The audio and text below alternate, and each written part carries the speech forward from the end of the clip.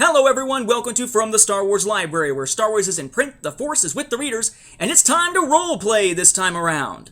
I'm your host, Nathan P. Butler, and this is supplemental episode number 5 for From the Star Wars Library. We are in a gap right now in our coverage. We're taking a look at Star Wars publishing in publishing order for the most part, but now we're in the gap between the 1980s and the 1990s, between the early incarnation of a Star Wars expanded universe that was not meant to fit together, and now the Star Wars expanded universe that is meant to fit together. And in that gap, we are sort of famously focused as Star Wars fans on one thing, and that is the Star Wars role-playing game from West End Games. Now, I'm not going to take the time in this series to go through all the Star Wars role-playing materials. There's a ton, most of which I don't own, though I've read at some point or the other. It would significantly add to the length of what is already a hugely long series if we're going to go all the way up till the present day. But I want to take a moment here, since West End Games and its role-playing game is such a big part of this era of Star Wars publishing, and take a look at the 3 Star Wars role-playing games that have existed or do exist in the Star Wars universe. The first Star Wars role-playing game was put out by West End Games, a company that is no longer around. West End Games produced the Star Wars role-playing game from 1987 to 1998. Okay, so we're talking about just before The Phantom Menace came around, and they're launching right as Marvel Comics is losing the Star Wars license, everything's kind of fading away with Ewoks, right before we get to see the 1987 and 1988 Star Wars 3D comics being released. So they wind up picking up there, and they go on for a little over a decade. Now, in any role-playing game system, you're going to build characters based on a character creation process within the game, and then you take them on adventures, sometimes out of books, sometimes just from the imagination of your game master or storyteller type character. So someone is there telling a story, guiding your characters along, and when you come to points of conflict or points of decisions, points where, rather than just being something ordinary like walking down the street, you are in a position where you might have to bring a skill to bear for your character to accomplish something, that is where dice come in. You roll dice based on the stats of your character that you've created or built up through experience points throughout the course of playing this game session after session after session with friends and others. So, the West End game system was based around what's referred to as a D6 system. That basically means one of these. Just a 6-sided, regular old, nothing fancy about it, die. Or 6-sided dice, of course, in the plural here. The kind of thing that you have lying around from any number of games, especially for those who have households with quite a few kids in them.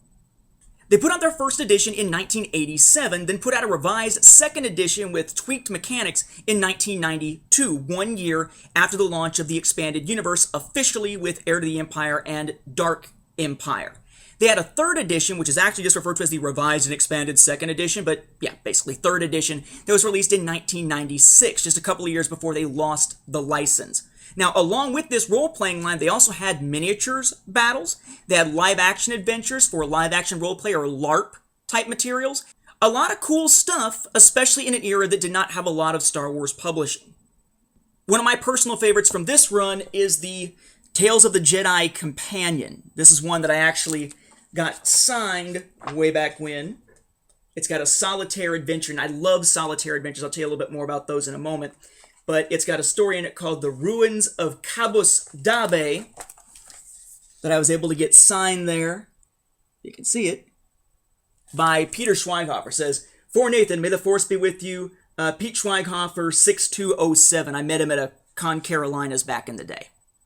My personal collection also has a second edition Rebel Alliance and Imperial source books. These are ones that I got on my first and really only trip to Disney World, where I got a chance to ride Star Tours and bought this and that god-awful, horrible silver Star Tours jacket back when I was a kid.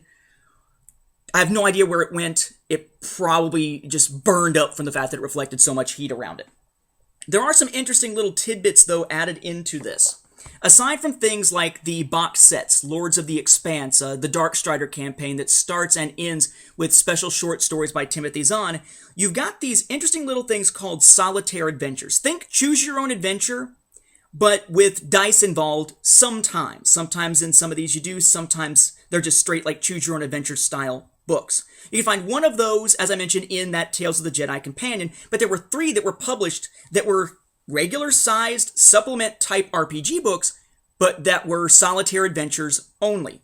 The newest of these is Imperial Double Cross, but probably most of note are the other 2, because they're both written by recent Star Wars novel author Troy Denning. One is a Han-focused adventure called Scoundrel's Luck.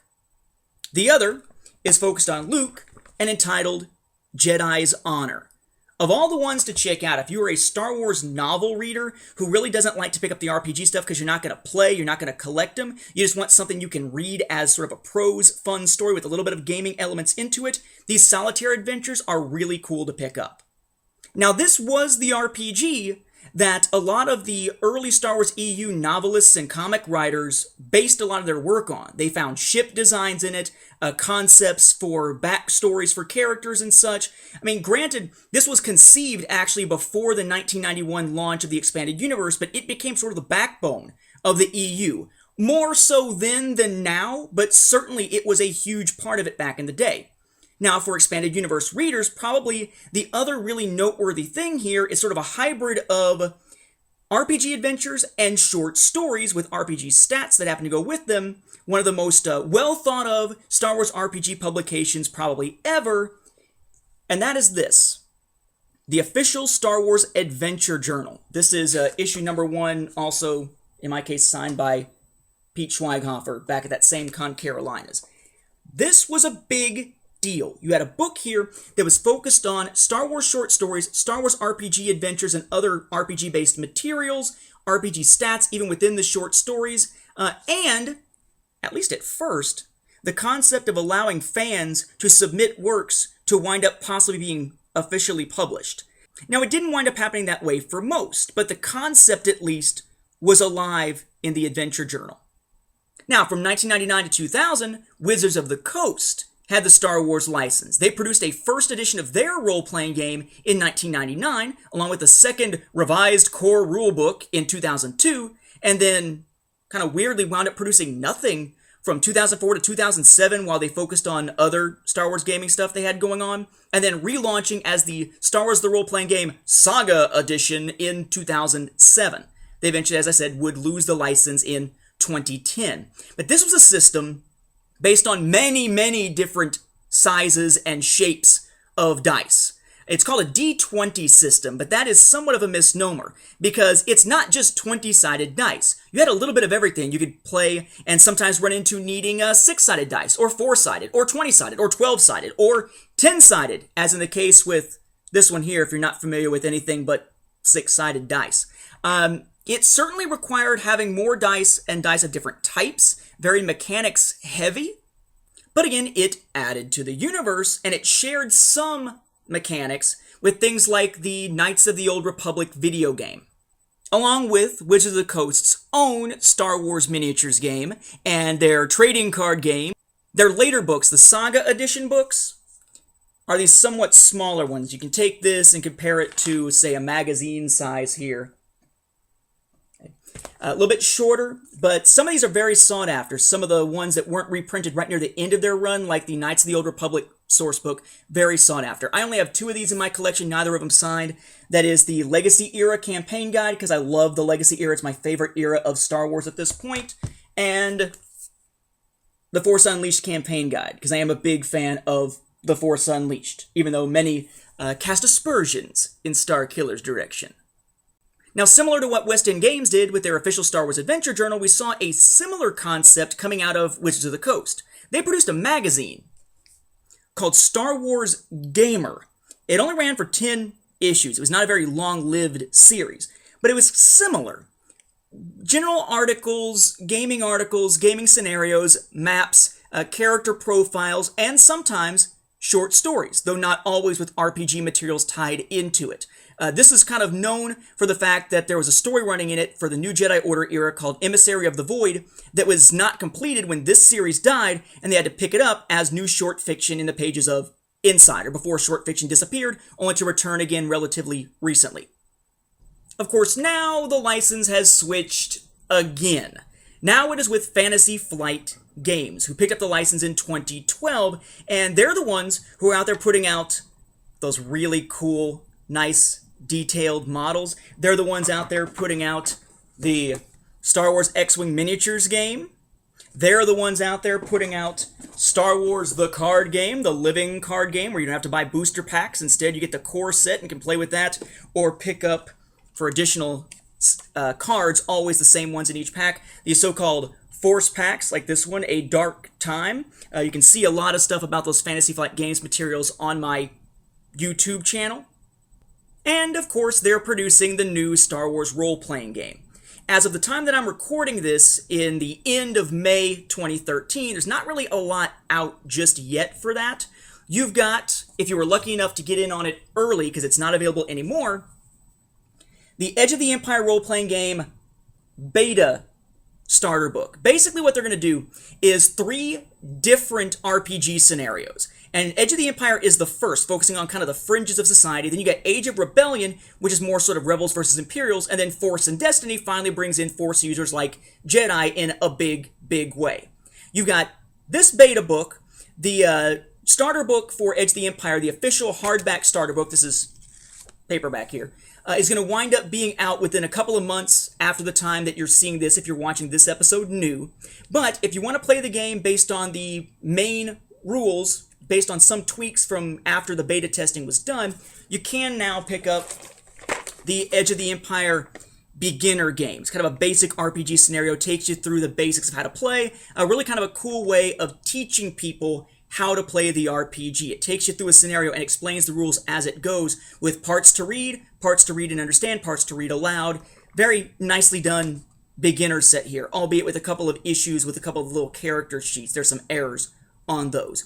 What makes this game somewhat unique and troublesome for those who want to be able to use their standard dice that they've used from something else is that, just like the X-Wing game, this RPG is using proprietary dice only available with these sets. There's quite a few of them here. All of these little dice are for the Edge of the Empire game, and presumably for Age of Rebellion and Force and Destiny as well. You have the ability die, representing attributes of your character in a positive way, and if things turn out to give you some special circumstances that help your character out, you may not need the ability die. Instead, you might have a proficiency die. Or perhaps something good and unexpected is happening and you've got a boost die involved. But you're going up against difficulties that aren't just set numbers, it's a roll of dice for difficulty as well. So we have our difficulty die, which can be upgraded to a challenge die. And we have those unexpected occurrences represented by a setback die. And as you play, you also use the force die to determine several aspects of light side versus dark side. There's this whole idea where they've got light side and dark side points that can be spent to boost something or to get yourself out of a jam.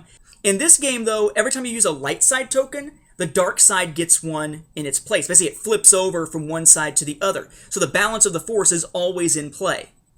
There are quite a few people decrying the fact that you've got to have these proprietary dice in order to play Fantasy Flight Games' Star Wars RPG, but personally, I find it kind of an interesting way of tweaking RPG mechanics. Yes, you have to have these dice. Yes, they sell separate packages of these outside of those that come with the initial book. So yes, you might find yourself spending extra money, just like if you bought extras of, regular dice of other kinds. But there's a dice app that Fantasy Flight Games has available. They're the first Star Wars RPG producer to be in an era in which we are very app-heavy on smart devices, tablets, and such. And these dice are all designed around affecting the story. There are triumphs that can happen and so forth. Different events that sort of give the game master a prompt to do something different, do something additional to what's there, give a sense of dynamics to that game that really, I felt, personally was lacking back in the Wizards of the Coast game and sometimes in the West End Games game. So there you have it.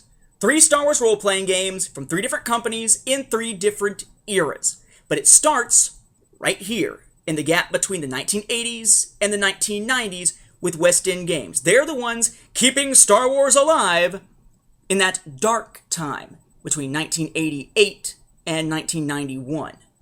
What? The dark time is only 3 years? I've mentioned that before.